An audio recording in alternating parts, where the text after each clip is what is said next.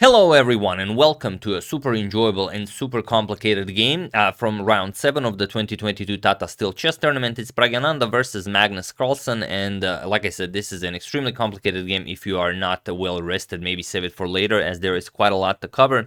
But before we dive into the game, I would just like to very briefly address what happened in the game Anish Giri versus Dubov. As you know, Dubov forfeited the game. No moves were played in that game, and here is the official statement from the Tata Steel account. Daniil Dubov will not be playing in the 7th round of the Tata Steel Chess Tournament today.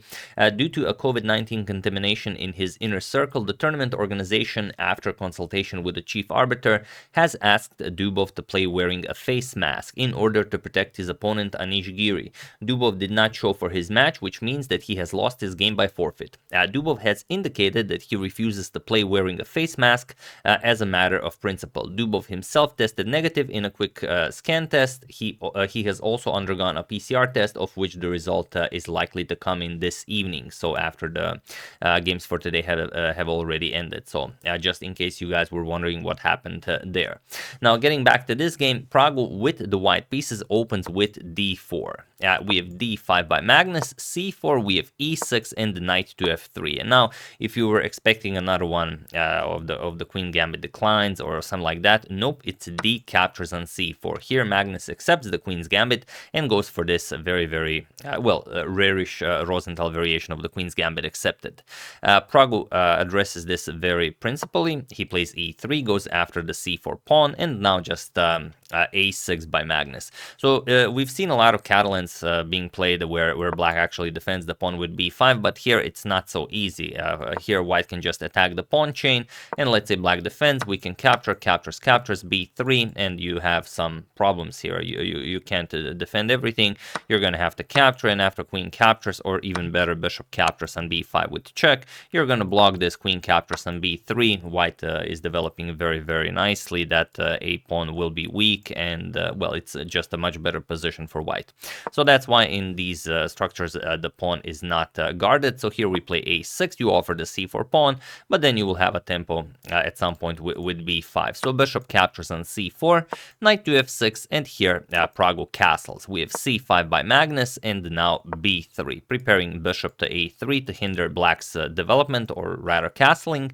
b6, and now bishop to a3. We have knight b to d7 by Magnus, and now as the queen no longer guards the d5 square, Praggu takes this opportunity to advance the pawn all the way to d5. So we have e captures, bishop captures, now attacking the rook, and the position has been reached before in 2 games in the database, and knight captures on d5 was played in all of the games, resulting in something like knight captures, queen captures, the rook is attacked. After rook to b8, we're going to move the bishop back, bishop to b2, and after something like bishop to e7, or rather, you will not be able to castle. If bishop to e7, white can capture on g7, so it's a really tricky position, but black might even consider this and go for some sort of an aggressive line. But Magnus not feeling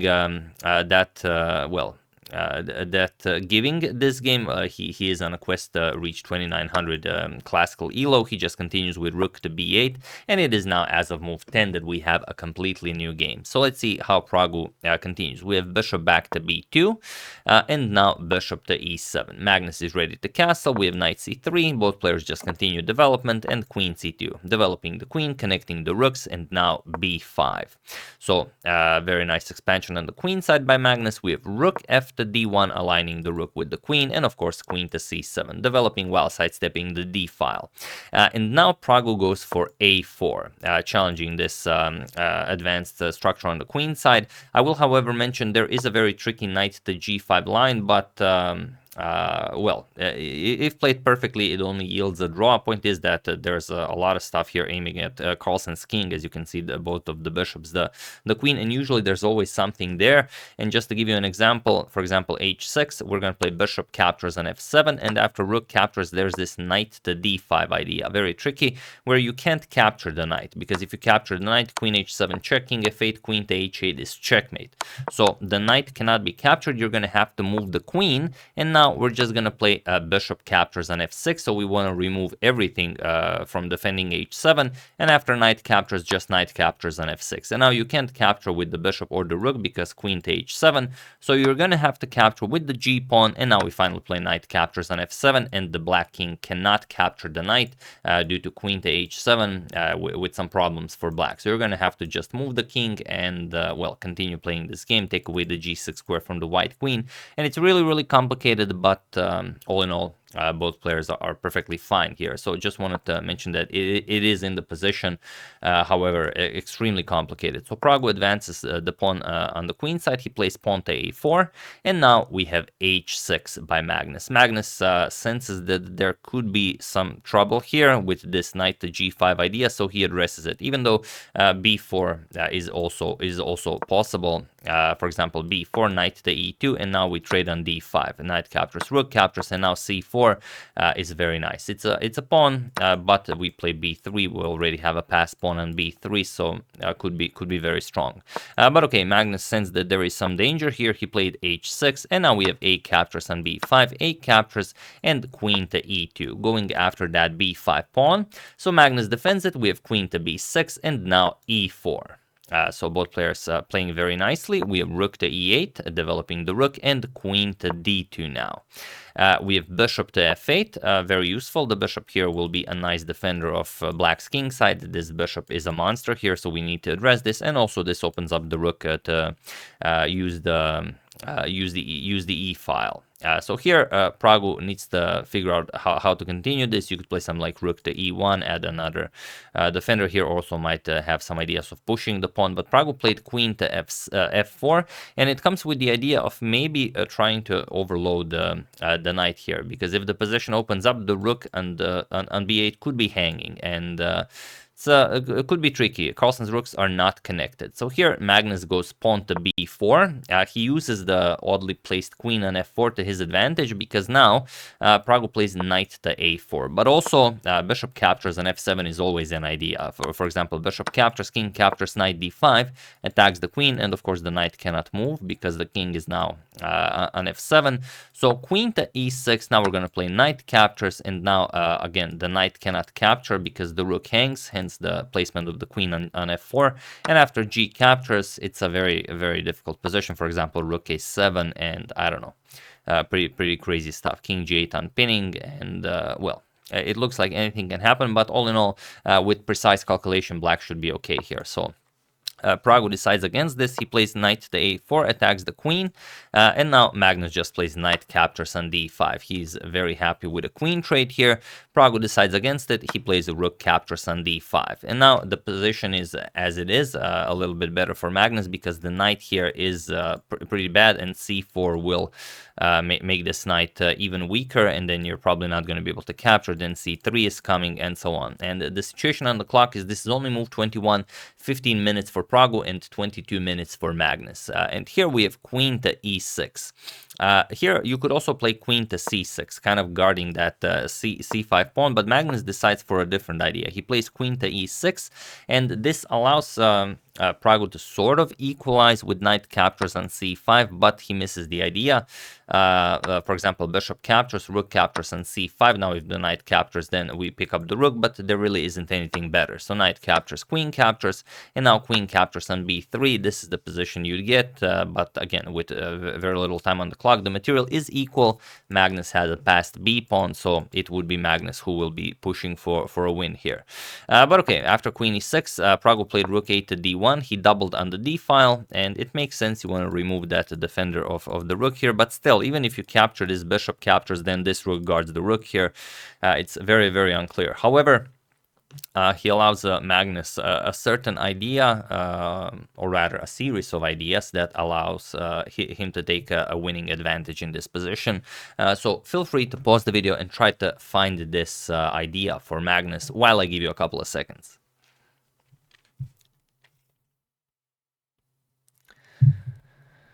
So for those of you who were able to do it, congratulations on spotting this. It pretty much incorporates everything that we've discussed so far. And for those of you who just want to enjoy the show, it's either c4 or rook to a8. Both of those moves will be played, so it's really a matter of preference.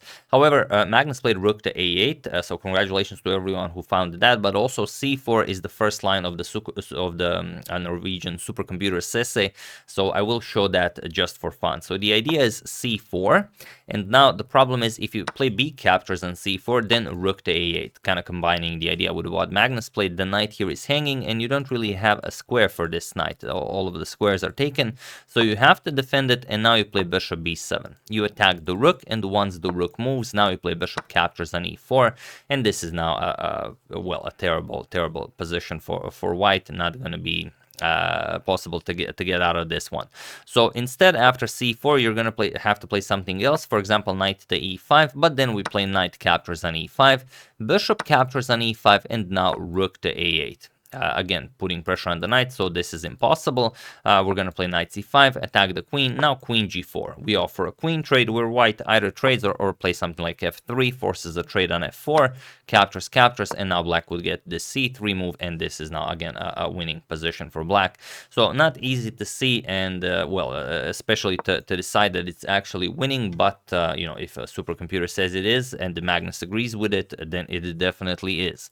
So Magnus starts with rook to a8, instead. He's preparing c4, but now Praggu has, well, he has to figure out how to try and get out of this. Both players are very low on time, so he can at least complicate matters, and he starts by playing queen back to c1, so keeping an eye on that c4 square, but also just giving up the e4 pawn. You could never defend this pawn because black can always just add more attackers, and you're going to lose it anyway. So queen captures on e4, and now what do you play here? Well, again, very low on time. Praggu plays h3 because there are a lot of back rank issues here. Look at all of this pressure on the back rank. You have to play h3 at some point.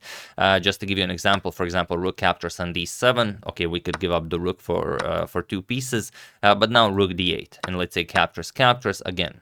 Queen to e2 followed by rook to d1 is just crushing, so you have to play h3. Now we're still gonna play queen to e2, for example, queen e3, and now queen to d1 check. And now again, look at this, the queen again eyeing this knight here. After king to h2, we're gonna play c4, and again we get our c3 move. White cannot capture because the knight hangs, and that's pretty much it. You play bishop d4, so the bishop doesn't get locked, c3, and again black with a winning advantage. So not possible, although I know you guys were wondering about that. So h3 was played, but now Magnus just plays rook to a7, adding more defense here to the knight. We have queen to d2. Praggu, very devious idea, trying to trick Magnus to play c4 now, because if c4 now, then Praggu plays rook to e1 and wins. Magnus just loses a rook on e8. So Magnus spots this, he sidesteps it with queen to g6. We have knight to h4 attacking the queen, and queen back to e6. So again, not easy for Praggu to play this. We have knight to f5. Like I said, it's not easy, but Praggu keeps finding ways of how to deal with the position, and he's getting a very active position. He has a rook queen rook battery on the d file. He has a very active knight on f5, the bishop attacking the king side, and it's well, very tricky position with both players only 1 minute on the clock, and still they have to make 12 more moves to reach time control. So here Magnus played c4, but the real beauty was bishop to b7. This kind of allows everything that Praggu planned, and that is knight captures on h6 check. So we're just going to show it. Queen captures on h6 check, queen captures on h6 check, and now probably why Magnus hasn't played it, because they were very much low on time. Now, of course, you don't capture the queen, you play bishop captures on d5. So you have to sacrifice the queen with black, and now white's queen is hanging. Once white moves it, now we play bishop captures on b3, attack the knight and the rook, and after rook d3, trying to well, go for rook to g3 to put more pressure on g7.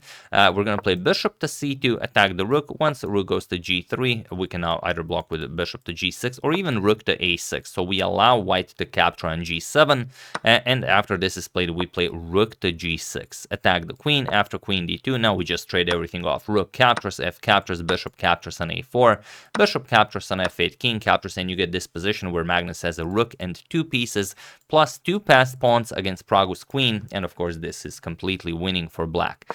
So I hope you guys didn't think I was joking when I said this game was super complicated, but okay, Magnus played c4, he misses the queen sacrifice there. And now Pragu again has one opportunity to try and fight this, but he has to find it. And of course c3 is coming, so you have to react to this. Best way is to react with bishop captures on g7.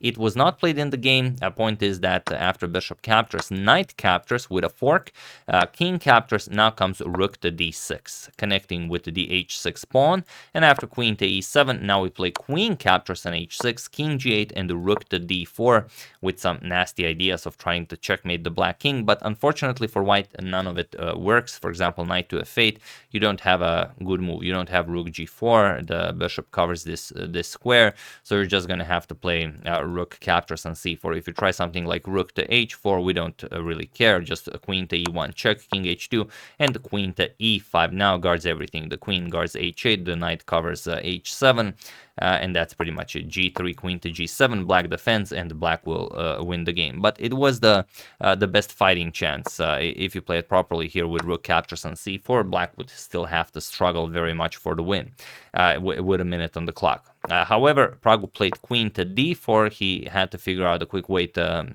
prevent c3 from losing the game. But now Magnus just plays knight to f6. And now pretty much all of the threats here are gone. Knight to b6 now. Getting that knight out of the way, so now finally threatening to capture here, but now Magnus finally advances the pawn. Pawn to c3, and a capture fest now starts. Knight captures on c8, we have queen captures on d5, queen captures on d5, knight captures on d5, and knight captures on a7, and finally c captures on b2. So the material is sort of equal. Magnus is only up 1 pawn, but that passed b pawn is unstoppable. Pragu played rook to b1, but now Magnus just played rook to e2, and it was in this position on move 34 that Praggnanandhaa resigned the game, as there is nothing more to be done here. There is absolutely no defense against knight to c3. Whatever you play, king f1, you attack the rook, just knight c3 defends the rook, threatens the rook on b1, and you're going to have to capture to prevent black getting a queen, and now white will just be down a whole rook. So really an incredible game. Both players played very, very creatively, and even after they were on their own, such incredible moves were played by both of them. Pragu almost saved the game. He almost got out of it, but he missed some very, very tricky lines, but with a minute on the clock, so no one can blame him for that, really.